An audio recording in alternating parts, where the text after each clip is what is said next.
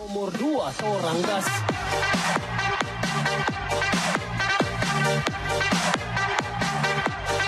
Pemilu legislatif 2024 mungkin kalah seru dibandingkan dengan pilpresnya. We talk about gemoy, debat yang saling serang, desak Anies, riuh ramai kampanye Ganjar Mahfud, dan lain sebagainya. Kalau kata kami orang timur, saya nggak ada lawan, lai. Tapi nih kalau kita perhatikan hasil pileg untuk tingkat nasional, sebenarnya ada satu pemandangan yang sangat menarik di pucuk teratas, di mana Partai Golkar itu berhasil menggerek posisi suaranya dan hanya berselisih 1,4% dibandingkan PDIP yang keluar sebagai pemenang.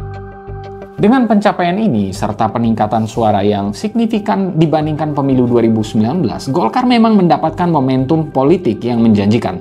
Jika menerapkan strategi yang tepat, bukan tidak mungkin Golkar bahkan bisa mengalahkan PDIP dan merebut posisi sebagai partai pemenang di pemilu 2029. Penasaran seperti apa strategi atau kita bisa bilang sebagai resep rahasia Golkar yang melibatkan satu sosok menarik ini? Get your coffee and let's get it started.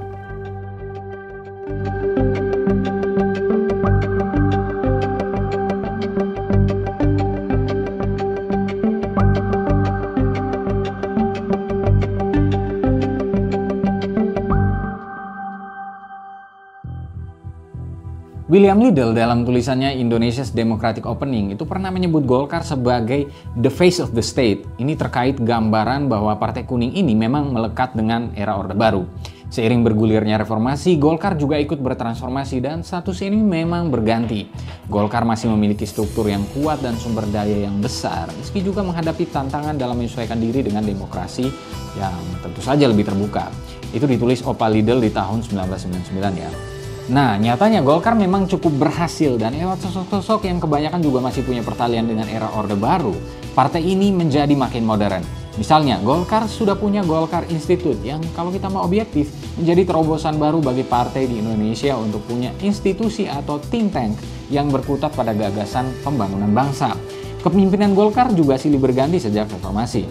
Akbar Tanjung, JK, Abu Rizal Bakri, Agung Laksono, kemudian Setia Novanto, dan yang terakhir Erlangga Hartarto. Namun ada satu hal yang sejak reformasi belum bisa dilakukan Golkar. Yes, itu adalah kembali menjadi parpol terbesar di negara ini. Secara spesifik, mengalahkan PDIP yang dalam setidaknya 10 tahun terakhir menjadi partai terbesar di Indonesia. Golkar belum bisa kembali ke status face of the state seperti kata William Liddell tadi. Namun kini Golkar punya momentum politik untuk itu. Hasil pemilu legislatif Golkar seperti disinggung sebelumnya hanya berselisih 1,4% dibandingkan PDIP. Bandingkan dengan di 2019 di mana selisihnya terpaut hingga 7% dari PDIP. Dengan kemenangan Prabowo Subianto yang adalah sosok yang didukung Golkar, si kuning ini jelas punya momentum politik yang bagus. Kalau ini bisa dimanfaatkan dengan baik, maka bukan tidak mungkin di pemilu 2029 Golkar akan mengalahkan PDIP. Tapi apa yang harus dilakukan Golkar? Well, kalau berkaca dari PDIP dan Demokrat, tokoh adalah kunci utamanya. Kedua partai ini punya tokoh yang kalibernya ada di level teratas, dalam artian bisa didorong untuk menjadi future president. PDIP di awal kemunculannya punya Megawati, kemudian Demokrat punya SBY. Lalu putar haluan PDIP punya lagi sosok Jokowi yang bahkan bukan elit tapi bisa jadi presiden. Modalnya? Tokoh. Dia populer, dia punya elektabilitas. Nah, Golkar belum punya itu. Dulu ada Pak JK, tapi masih belum mampu lah kalau dibandingkan dengan SBY atau Mega. Nah, sebetulnya ada satu tokoh yang bisa diproyeksikan untuk itu di internal Golkar. Sosok yang dimaksud adalah Ridwan Kamil. Ini bukan untuk memuluk-mulukan posisi Pak RK ya, tapi let's be honest. Apakah Golkar punya tokoh yang lebih populer dibandingkan RK? The man has like 21 million followers on Instagram. Dan saat ini RK adalah kader Golkar, yang mantan wali kota Bandung, mantan gubernur Jawa Barat, provinsi terbesar secara DPT di Indonesia. Kapabilitas pribadinya mumpuni, paham soal birokrasi, investasi, dan segala macam persoalan kenegaraan.